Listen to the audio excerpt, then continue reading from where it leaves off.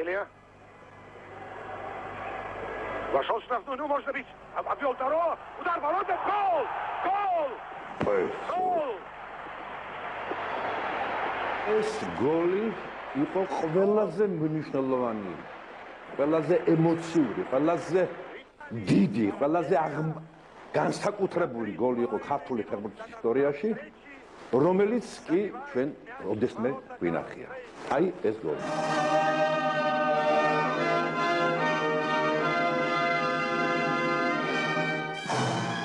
ფოთი ევროპული ცივილიზაციისა და ფეხბურთის კარიბჭე. საქართველოში მე-19 საუკუნის მიწურულს სწორედ ამ ზღვისპირა ქალაქიდან გავრცელდა თამაში, რომელიც კაცობრიობის ისტორიის ყველაზე პოპულარულ სპორტის სახეობად იქცა. ფოთი იყო ფეხბურთის ის კერა, სადაც პირველმა მერცხლებმა პირველად დაჰკრეს ბურთფეხი და მომავალ თაობებს გადააწყვეტეს. ევროპის გუნდები, არსენალი, ვიქტორია, ბავარია. ყველა გუნდს თავისი სახელი უნდა ქონდეს, ისევე როგორც ადამიანს. მოდი ქარიშხალი დავარქვათ.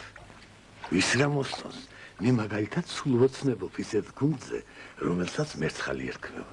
არის რამე მერცხალზე ლამაზი. გუნდიც მერცხალივით ლამაზი და სწრაფი უნდა იყოს.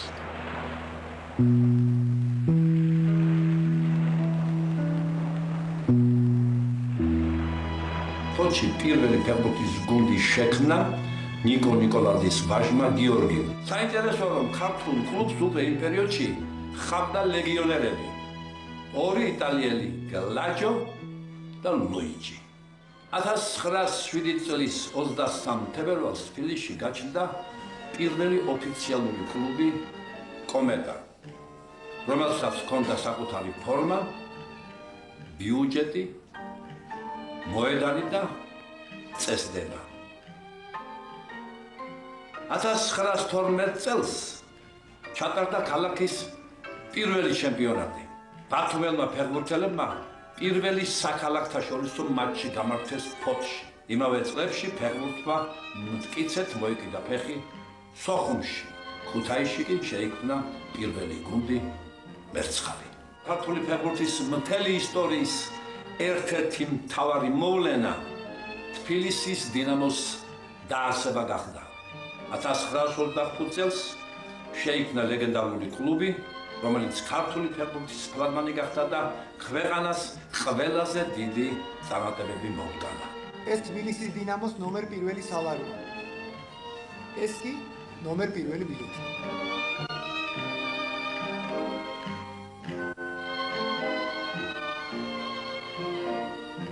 დინამოს ერთ-ერთი დამაარსებელი და მისი პირველი კაპიტანი ლეგენდარული ანდრო ჟორდანია გახდა. ჟორდანიას ხელმძღვანელობით თბილისელებმა სამჯერ მოიპოვეს საკავშირო ჩემპიონატის ბრინჯაოს მედლები და ორჯერ გავიდნენ თასის ფინალში. მორიგი ისტორიული თარიღი 1936 წელი გახდა, როდესაც დინამო საბჭოთა კავშირის ჩემპიონატში ჩაერთო და პირველსავე სეზონზე ბრინჯაოს მედლებს დაეუფლა. ერთმანეთს შეხვდნენ თბილისისა და კიევის დინამოს ოსტატ ფეხბურთელთა გუნდები.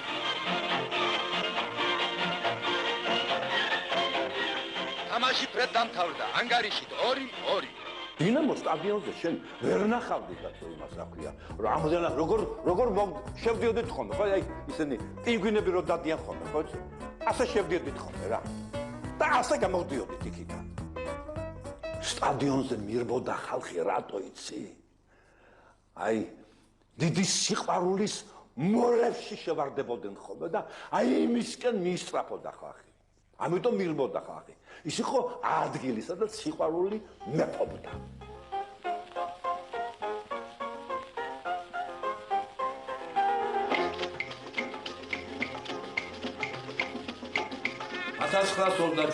წელს დინამომ ისტორიაში პირველი საერთაშორისო შეხვედრა ჩაატარა. საბჭოეთს ბასკ ფეხბურთელთა ნაკრები ესტუმრა. თამაში 24 ივლისს თბილისში გაიმართა და ბასკეთის ძლიერი გუნდის გამარჯვებით დასრულდა.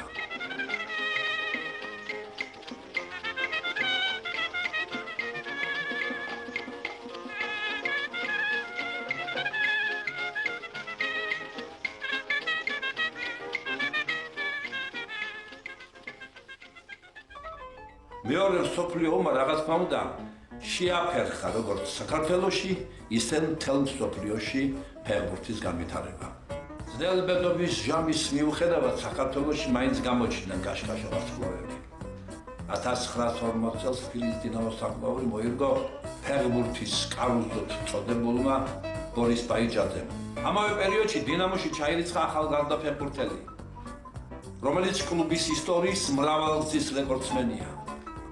ავთანდილ ხობერიძე 14 წლის განმავლობაში იცავდა დინამოს ღირსებას.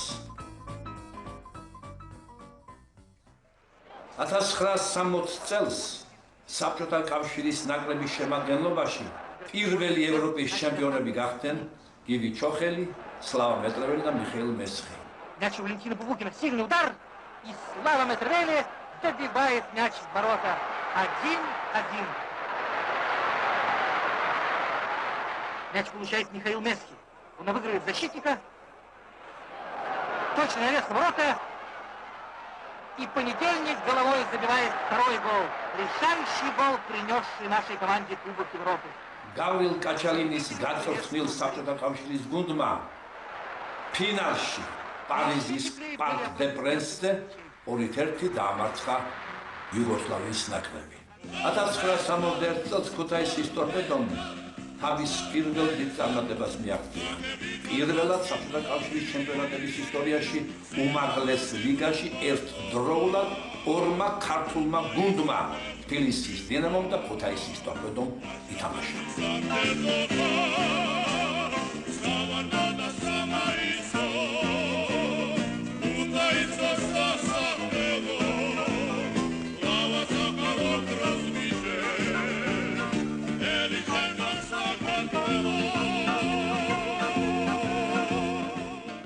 $1964 წელს დინამომ პირველ უდიდეს წარმატებას მიაღწია და გუნდი საბჭოთა კავშირის ჩემპიონი გახდა. Решающий поединок выигран со счетом 4-1. აღლილები, მაგრამ ძალზე ბედნიერნი იმიტომ, რომ პირველად ქართული ფეხბურთის ისტორიაში თბილისის დინამოელებმა შეძლეს საბჭოთა კავშირის ჩემპიონის საპატიო წოდების მოპოვება. ჩვენი სურვილია წელსაც განმეორდეს ყოველი.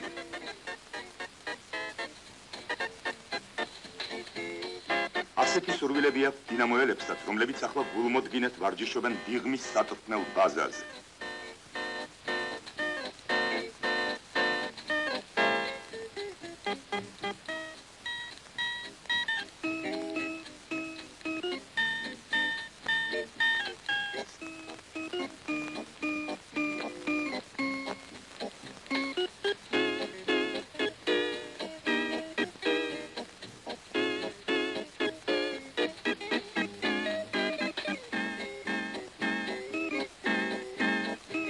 მაშასე ბიჭებო, ეს ერთი და სხვა მრავალი. დღეს თბილისის დინამოს ფეხბურთელები საკუთარ მინდორზე ხვდებიან კიეველთ თანაგდობელებს. მათს გადამწყვეტი მნიშვნელობა აქვს და მოგების შემთხვევაში ორივე გუნდი ინარჩუნებს საპრიზო ადგილის მოპოვების შესაძლებლობას.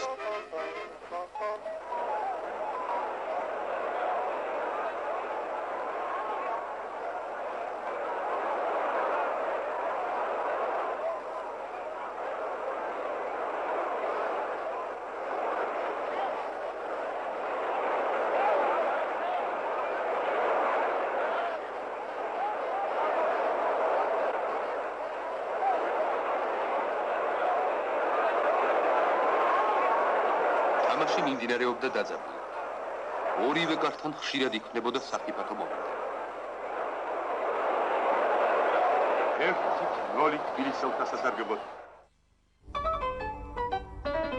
60-იანი წლების მეორე ნახევარსა და 70-იანი წლების პირველ ნახევარში დინამოს რიგებში ბრწყინავდნენ სიცოცხლეშივე ლეგენდად ქცეული მიხეილ მესხი, შოთა იამანი და შეუდარებელი სლავა მეტრეველი, საბჭოთა კავშირის ნაკრების კაპიტანი მურთაზ ხურცილავა, რევაზ ზოძუაშვილი, ახია სათიანი და სხვები. A los 14 minutos de la segunda parte marca a Satiani. თბილისის დინამოს 30 ფეხბურთელთა გუნდი ახალი მწვრთნელის. მიხეილ იაკუშინის ხელმძღვანელობით ადრიანად შეუდგა მზადებას 1975 წლის ჩემპიონატისათვის. გასულმა სეზონმა ცხადყო, რომ თბილისის დინამო ფიზიკურად ყველაზე სუსტად მომზადებული გუნდი იყო უმაღლესი ლიგის კოლექტივებს შორის. ძირითადად ამან განაპირობა მისი დაბალი სპორტული შედეგიც. ამიტომ ბუნებრივია, რომ მიხეილ იაკუშინი ახლა განსაკუთრებულ ყურადღებას უთმობს მოთამაშეთა ფიზიკურ მომზადებას. თუმცა წვრთნის არც სხვა მხარეებია დავიწყებული. ფეხბურთელები ბევრს ვარჯიშობენ. ნოდარ ახალკაცი როგორც მოვიდა გუნდში თუ არა, იმ თვისას რაღაც გადატრიალებასავით მოახდინა. ყველამ თავისი ადგილი იცოდა. როდესაც გუნდი თამაშობდა, გრძნობდი რომ ისინი ერთმანეთს არ ხედავენ, ისინი ერთმანეთს გრძნობენ, ერთი რომ მიდის, მეორე უკვე იცის ის მიდის, მაგრამ სხვასაც ეს თითქოს რაღაცა ინტელექტუალური ფეხბურთი იყო, რომელსაც უდიდესი შედეგი ჰქონდა და ამ ინტელექტის ესე იგი თქვა, მამა და თავარი იყო ჩომბე. ნოდარ ახალკაცი. ერევნის არარატი თბილისის დინამო. თბილისელთა შეტევა. შენებაზე მიიღო ბურთი, შემოტრიალდა, ჩამოაწოდა. დაური დარტყმა! არის! დაი, საჯის დასწონის ხმა, ზორბეკ ებრალიძემ დასტაცა ბურთს ხელი, ეს ის ბურთია, რომელმაც გამარჯვება მოუტანა თბილისის დინამოელებს. ასის ფინალის შესანიშნავი ჯილდო და ნადავლი. 3-0.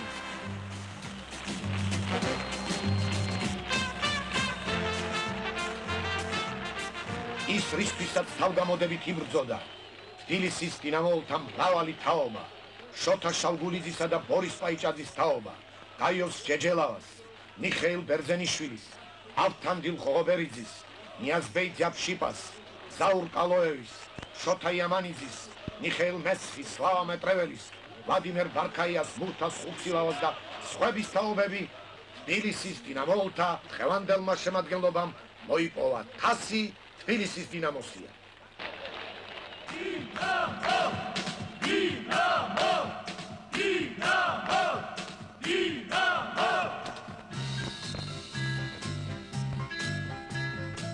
გამარჯვების სეფსელკები, გამარჯვების სიმღერები, გული უნდა ბიჯეროთ.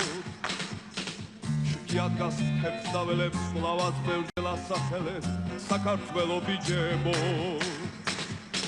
ჩვენს იალქნებს არხევს ხარი, მედივით ნაპერწკალი, უსში აღარ ეტევა. ხოლო ბრძოლით ნახდი ბრძოლით, კიდევ გოლი, შეტევა.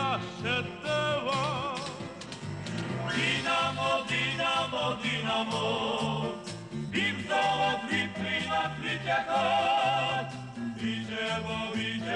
ბიჯებო, გამარჯვება ბიჯებო. გაზაევი და ოთარ გაბელია. გამორბენი დარტყმა.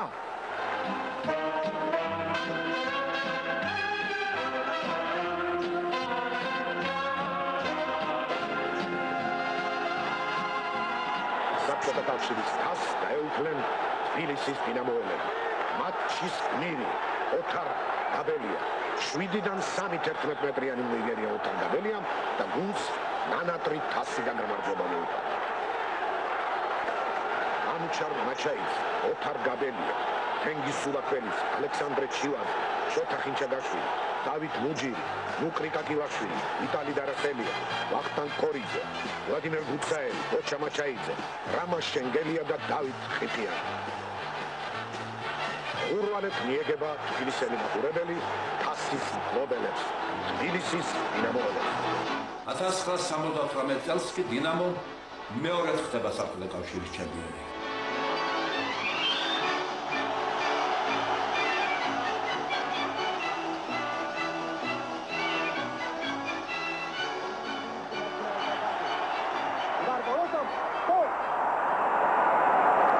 Александр Чиладжи открывает счет.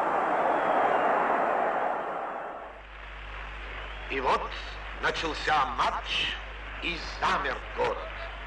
Замер на 90 минут.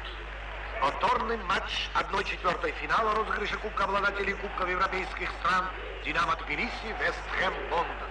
Первая встреча в Лондоне, как известно, закончилась сенсационной победой тбилисского «Динамо» 4-1.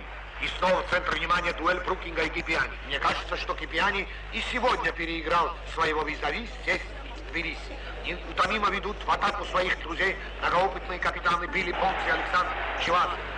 დღეს თბილისის დინამოელები ძალზე კარგად თამაშობენ. მთელი გუნდი შეტევაზია. შეტევაში მონაწილეობას იღებენ არა მარტო თავდამსხმელები, არა მარტო ნახევარი მცველები, არამედ 4-ვე მცველი. განსაკუთრებით კარგად თამაშობენ რამა შენგელია და უცაევი. უცაევი მიუახლოვდა საჯარი მოვიდა დაწმა. კიდევ დაწმა. არის.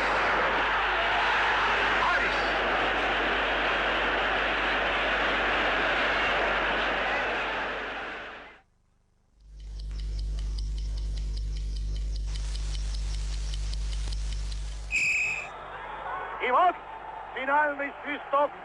Рикардо Латанци извещает о том, что динамовцы Тбилиси в 1981 году завоевали Кубок Кубков европейских стран. Представляются, что творится в Тбилиси. Ликует столица Грузии, ликует вся наша страна.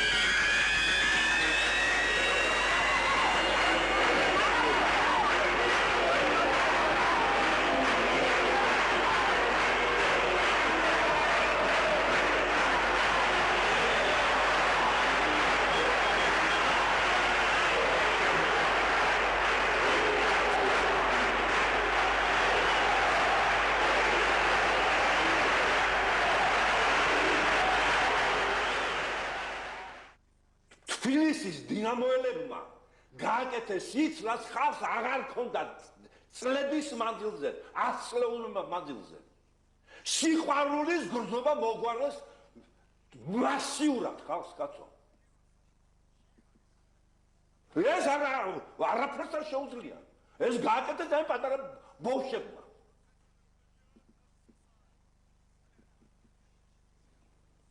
როგორ მეკატრებათ, კაცო? ვინ და შენგენ აზერბაიჯანი და ასე ყოსი და ხალხი ერთმანეთს, კაცო. სიზულვილი იყო 0. სიყვარული იყო ოკეანე.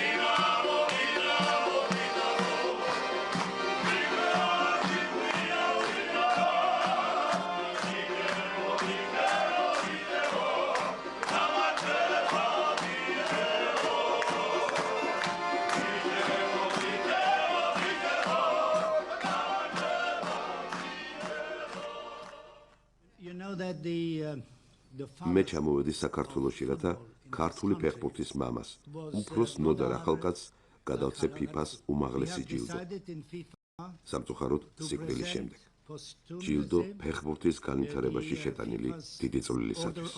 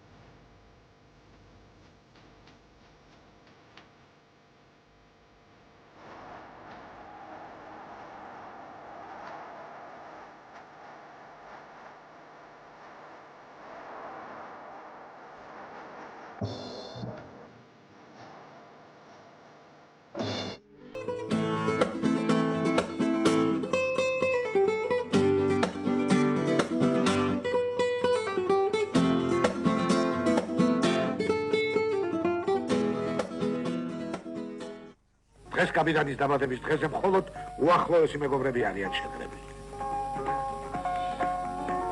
რა ხდება? მაგრამ ეს ხომ სიმბოლურია. თან თასით საგანგებოა გამორჩეული. კაპიტანმა ჩვეულებისამებრ გადააწოდა უახლოეს პარტნიორ შოთა ხინჩაგაშვილს. ამ სწრაფად შენიშნა მარჯვნივ წინ გაჭრდი თენგიზ სულაქველიძე. ჭომავს იცის. მაგრამ რამაც ხომ დაუტოვებს ცოტას. დაუტოვა.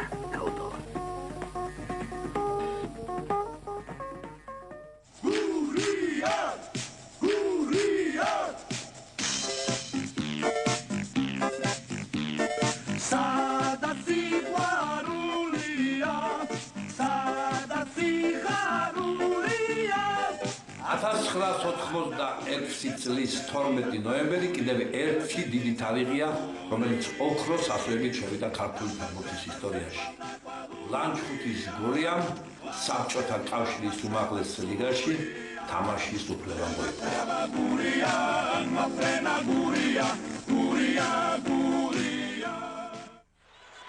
Луис Карлос остается с мячом, хорошо играет Кеташвили. 1988 წელს გელა კეტაშვილი საბჭოთა კავშირის ნაკრების შემადგენლობაში სეულის ოლიმპიური თამაშების ჩემპიონი გახდა და სამუდამოდ დაიმკვიდრა ადგილი ქართული ფეხბურთის ისტორიაში.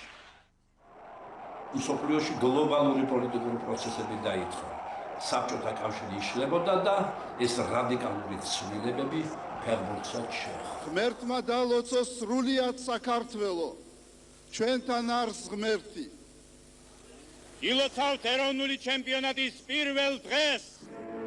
დამოუკიდებელი საქართველოს ჩემპიონატის პირველი შეხვედრა ჩატარდა 1990 წელს, რომელშიც ფოთის კოლხეთმა თბილისის დინამო დაამარცხა 1-0. დაი მემუდმინოშვილმა მისცა.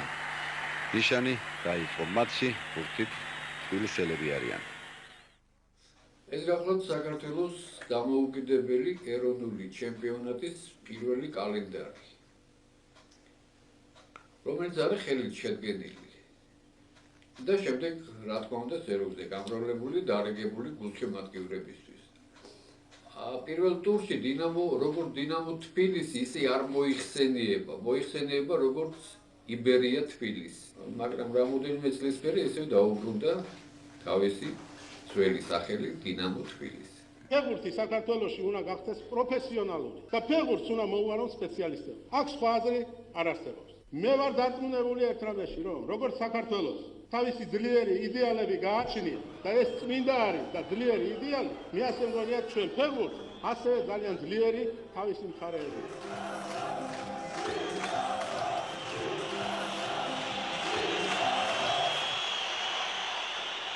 1992 წელს საქართველოს ფეხბურთის ფედერაცია FIFA-ს და UEFA-ს წევრი გახდა.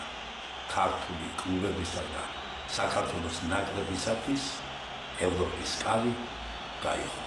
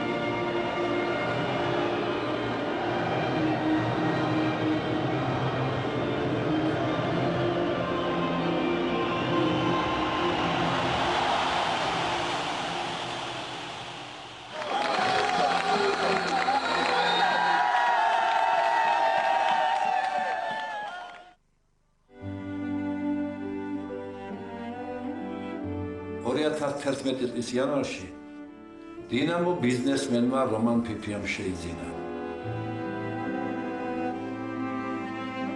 დაიწყო მანამდე არნახული მასშტაბის ინფრასტრუქტურული პროექტების განხორციელება და კლუბის სრული მოდერნიზაცია.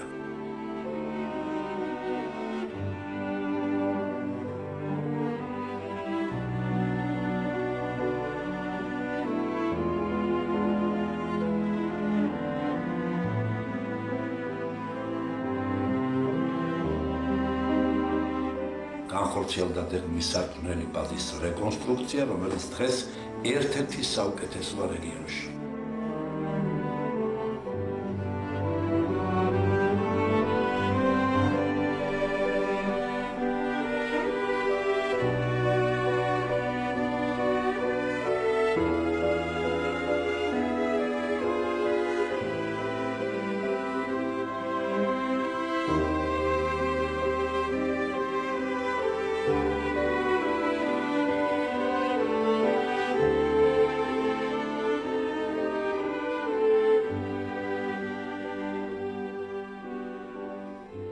დინამო არენაში ჩაუტარდა სრული რეაბილიტაცია. დაიგო უმაღლესი ხარისხის მოედნის საფარი, ფუნქციონირება დაიწყო დინამოს განახლებულმა საბავშვო აკადემიამ, ეს ყოველივე კი მყარი ფუნდამენტია ქართული ფეხბურთის მომავალი განვითარებისათვის. მობრძანდი დინამოს აკადემიაში.